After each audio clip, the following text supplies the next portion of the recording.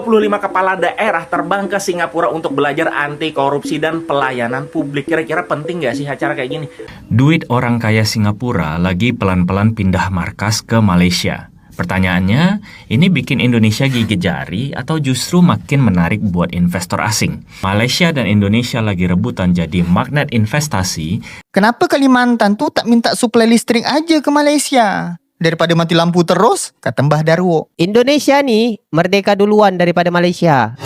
Gengsi dong. Malaysia akan berkembang lebih maju berbanding negara lain dalam rating A3 stabil.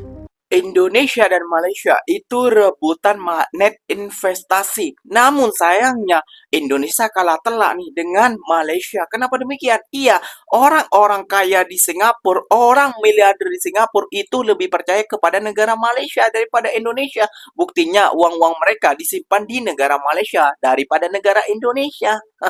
Kok bisa?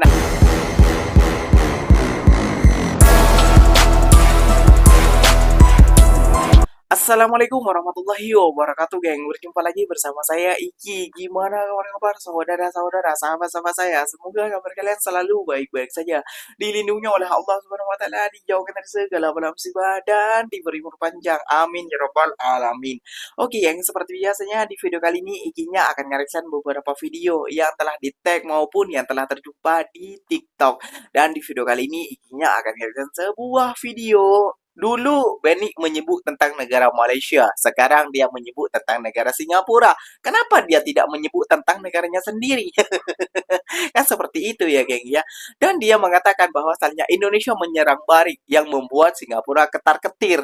Namun, geng, Presiden kita itu memberangkatkan 20 kepala daerah terbang ke Singapura untuk belajar anti korupsi dan pelayanan publik. Waduh. Namun, geng, yang sangat mengejutkan lagi, geng, kayak gitu ya, geng ya.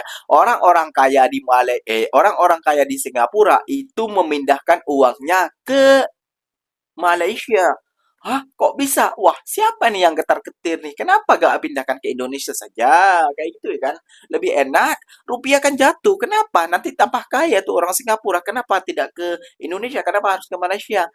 Mungkin di Indonesia tak aman. Ya kan, seperti itu. Oke, gak usah berlama-lama. Tentunya kalian sudah penasaran video apa saja yang akan Ikinya rangkum di konten kali ini. Jom kita simak dulu bersama-sama. Namun sebelum simak, jangan lupa dulu dong, guys, sokong channel ini dengan cara subscribe, like, comment, and share-nya. Apa benda silahkan komen di bawah. Janji jangan bergaduh. Oke, kita simak dulu videonya. Let's go. Makanya dari sekarang lo harusnya curiga. Lu lihat dong, jangan-jangan nyawa pertumbuhan ekonomi Singapura itu yang lagi diserang sama Indonesia. Kenapa, guys? Lu lihat lah, lumus GDP itu apa sih? Investasi, konsumsi, ekspor lebih besar dari impor, sama government spending. Ketika Indonesia bikin ekspor satu pintu, yang selama ini duitnya, barangnya, transaksinya kabur ke Singapura, tapi nanti bakal pindah ekspor dari Indonesia. Jangan-jangan itu nyawanya Singapura. Ketika lu lihat data di layar kaca ini menunjukkan memang betul 34% GDP Singapura dari ekspor. Gila. Terus kita keluarin Patriot Bond. Lu tahu Patriot Bond itu menyerang apa? Komponen apa? Dalam GDP Singapura, guys. Lu bayangin 1/4 nyawa Singapura ada di investasi. Udah ekspornya kita serang dengan ekspor satu pintu Prabowo. Habis itu apa lagi? Kita serang dengan Patriot Bond. Makanya gak usah heran kalau si Lawrence Wong wajib ngemis-ngemis ke Indonesia, guys. Rakyatnya jadi korban efisiensi sementara pejabatnya. Lihat ini nih, buang-buang anggaran negara, buang-buang uang pajak rakyat yang diperas begitu hebatnya kita nih. Nih, 25 kepala daerah terbang ke Singapura untuk belajar anti korupsi dan pelayanan publik. Kira-kira penting nggak sih acara kayak gini? Penting nggak sih untuk belajar anti korupsi? Itu kan cukup mentalnya aja, kita cukup jujur sama diri sendiri dan bertanggung jawab kayak gitu. Walaupun kita udah belajar kesana kesini, kalau mental kita korup ya korup aja, nggak ada gunanya kesana kemari. Pelayanan publik itu nggak perlu jauh-jauh, belajar aja sama BCA atau Satpam BCA atau gimana pelayanan publiknya bagus, ramah.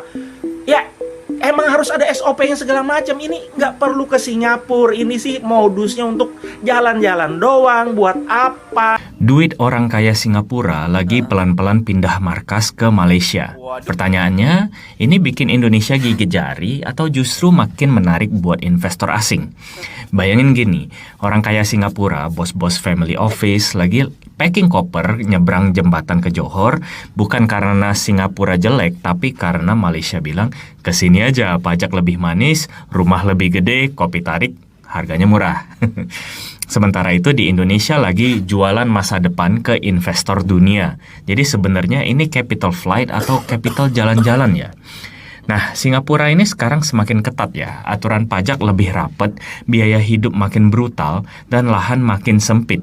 Malaysia lihat peluang, langsung bikin satu playground baru, Johor Singapore Special Economic Zone. Game plan-nya simple, kasih pajak super ringan buat family office, permudah izin usaha, bikin fast track buat pabrik dan data center, plus rumah dan tanah di Johor jauh lebih murah daripada Singapura. Hasilnya, duit dari Singapura nggak hilang, cuma diparkir sedikit lebih jauh dari Orchard Road ya. Nah, ini poin penting yang sering ke-skip di hot take di TikTok ya. Meskipun Johor lagi hype, Singapura tetap jadi sumber FDI terbesar ke Indonesia. Investor Singapura masih masuk ke hilirisasi nikel, smelter, manufaktur, dan proyek jangka panjang di sini. Data terbaru, FDI ke Indonesia masih tumbuh, bukan anjlok. Artinya, selama Indonesia terus kasih regulasi yang jelas, proses perizinan yang nggak bikin burnout, proyek industrial yang masuk akal secara jangka panjang, modal dari Singapura bakal terus lihat Indonesia sebagai tempat kerja duit. Walaupun rumahnya mungkin pindah ke Johor ya. Jadi jangan bayangin duitnya pindah negara, lebih tepatnya HQ-nya geser dikit, tapi bisnisnya tetap keliling ASEAN termasuk Indonesia. Buat kita ada dua angle yang penting. Yang pertama, angle makro. ASEAN sekarang bukan lagi Singapura pusat yang lain numpang lewat. Malaysia dan Indonesia lagi rebutan jadi magnet investasi dan ini bagus buat kerjaan, gaji, dan peluang usaha ke depan harusnya. Yang kedua, angle market. Setiap perubahan arus modal kayak gini biasanya kebaca di sektor-sektor tertentu. Dalam hal ini, data center, komoditas, properti. Dan eventually bisa nyambung ke peluang trading dan investasi. Indonesia dan Malaysia itu rebutan magnet investasi. Namun sayangnya Indonesia kalah telak nih dengan Malaysia. Kenapa demikian? Iya, orang-orang kaya di Singapura, orang miliarder di Singapura itu lebih percaya kepada negara Malaysia daripada Indonesia. Buktinya uang-uang mereka disimpan di negara Malaysia daripada negara Indonesia. Kok bisa? Nah, ini pernyataannya, geng. Orang-orang di kepala desaan aja ataupun di parlemen saja itu harus belajar ke Singapura. Jadi mereka ragu nih untuk menyiapkan ke Indonesia meskipun kalau kita beli tanah di Indonesia di Batam contohnya itu lebih murah dan lebih terjangkau, bahan pokok lebih murah daripada Malaysia kayak gitu. Tentu mereka lebih was-was geng kayak gitu. Kalau uang saya disimpan di sini nanti takutnya kena scam lagi ataupun kena inilah itulah pajak inilah karena geng kita udah tahu sendiri ya geng ya, pajak negara Indonesia dan pajak negara Malaysia itu jauh lebih murah pajak negara Malaysia kayak gitu. Kita harus buka mata lebar-lebar nih geng kayak gitu geng. Meskipun kita negara-negara kaya, negara yang berlimpahan emas, apalah itu tipuan daya pidato yang meronta-ronta tetap pajak pajak antara pajak Indonesia dan Malaysia itu lebih murahan Malaysia, geng. Itu yang perlu kalian lihat faktanya. Nah, kayak gitu ya, geng ya. Singapura tidak akan ketar-ketir, geng, karena dia bekerja sama dengan Malaysia. Itu yang membuat Singapura tenang, geng. Kayak gitu ya, geng. Ada apa-apa, dia call team dengan negara Malaysia, bukan dengan negara Indonesia, geng. Karena apa?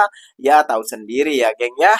Oke, geng, Ikinya akan mereaction beberapa video lagi. Inilah, geng, yang membuat Indonesia makin ketinggalan dengan negara jiran Malaysia. Apa tuh? Jom kita simak dulu bersama-sama. Kenapa Kalimantan tuh tak minta suplai listrik aja ke Malaysia? Daripada mati lampu terus, kata Mbah Darwo. Indonesia nih merdeka duluan daripada Malaysia.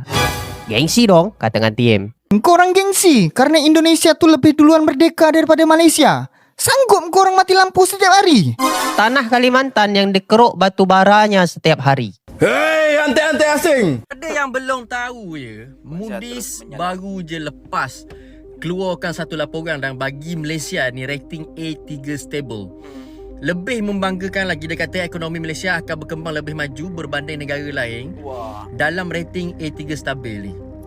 Dalam keadaan ekonomi global yang dok menentu, benda paling penting untuk Malaysia adalah sekarang ni untuk kekalkan keyakinan para pelabur ataupun keyakinan di peringkat global antarabangsa ni kepada Malaysia. Kita kena kekalkan benda tu. So benda ni nampaklah sangat meyakinkan dan keyakinan ni memang terus kekal. So dia gini. Keyakinan antarabangsa inilah yang akhirnya buatkan Malaysia makin maju melalui pelaburan-pelaburan yang akan masuk. Kalau tuan-tuan nak tahu, sebelum ni kedudukan daya saing global naik daripada 32 kedudukan dia zaman PM tu kepada 15. Naik kepada tangga 15. Satu pecutan yang sangat drastik. Tak tahu nak khabar guana lagi. Tolonglah sedar wahai rakyat Malaysia bahawa negara kita ni sedang dipandang tinggi oleh dunia luar. Sangat dipandang tinggi di mata antarabangsa. Kita reach the global punya sudut mata pandang. Jadi tolonglah kekalkan benda ni. Tolong kekal benda ni. Yang PMX duk bawa ni, yang Kerajaan Amandan ni duk bawa ni, tolonglah kekalkan stability dalam kita punya negara. Tolong kekalkan. Memang terbaik dengan berita yang terbaru kita terima di mana negara kita telah diletakkan pada ranking A3 stabil. Bukan senang guys nak sampai level gelaran kedudukan pada A3 stabil ni daripada Moody's ni. Bukan senang guys. Aku nak cakap ke orang, dia perlu dipraktikkan, perlu stabil, perlu tunjukkan minat negara-negara luar terhadap negara kita untuk menjadikan kita pusat membangun setempat. Bukan senang guys. Aku nak bagi tuan korang, bila sampai level A3 stabil ni guys, negara-negara luar akan melihat negara kita dan untuk membangun bersama, akan labur kat negara kita, jadikan negara kita pusat pasal ada jaminan A3 stabil ni.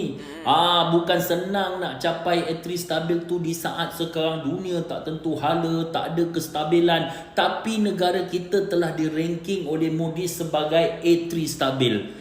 Kita patut bersyukur guys. Benda ni sangat penting supaya negara-negara lain melihat Malaysia satu tempat yang boleh untuk mereka membuat pelaburan, membangunkan dana mereka. Betul tak guys?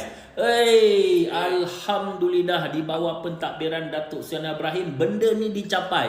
Itu kita kena ingat. Ingat guys, bukan senang nak dapat macam ni. Betul tak guys?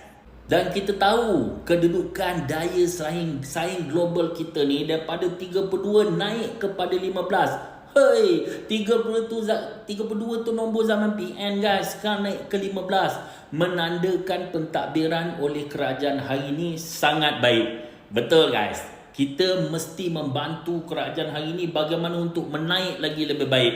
Okey guys, sama-sama kita bantu. Okey. Ciao. Ya, kayaknya cuma bisa bilang tahniah kepada negara Malaysia yang selalu presiden mereka mendapatkan prestasi-prestasi yang sangat wow lah menurut rakyat Indonesia kayak gitu ya gengnya. Ya namanya juga sebuah negara pasti ada kekurangan juga ada kelebihan kayak gitu ya gengnya. Namun kalian harus bersyukur nih sebagai rakyat Malaysia. Karena demikian coba kalian jadi rakyat Indonesia. Coba kalian pajak mobil aja itu Myvi kayak gitu di Indonesia itu 4 juta, sekitaran 2.000, sekitaran 1.000. Di Malaysia itu berapa ringgit cuma, murah kan? Kayak gitu ya kayak ya. Sekitaran 1.000, sekitaran segitulah dan lain sebagainya. Sekarang lagi susah geng kayak gitu ya geng, mencari pekerjaan susah, hidup banyak barang-barang mahal melonjak naik. Dan biaya kos juga naik kayak gitu ya geng. Ngurus-ngurus apa sekarang ribet kayak gitu ya geng. Tidak seperti kalian kan enak. Tidak perlu fotokopi, tidak perlu kakak. Kakak tuh apa bang? Apa ya? Kalau IC ada sijil keluarga kayak gitu pokoknya lah geng ya. Gitu. Enak kalau kalian geng. Tinggal tap, tinggal ini kayak gini udah selesai. Kalau kita, ruwetnya minta ampun ya Allah, sistemnya tuh berbelit-belit, calo sini, calo sana, aduh, ya Allah. Kapan lah orang izinnya aja itu hari buat akte tanah itu sampai sekarang nggak jadi geng. Kayak gitu geng ya. Ruwet geng. Oke geng, mungkin videonya sampai di sini saja. Semoga video ini bermanfaat dan semoga kalian suka dengan video-video ini. Terima kasih banyak buat kalian yang telah like, comment, and share-nya. Apa bener silahkan tulis di kolom komentar. Ikinya pamit undur diri dulu. Wassalamualaikum warahmatullahi wabarakatuh geng. Berjumpa lagi kita di mana di next video. Bye bye.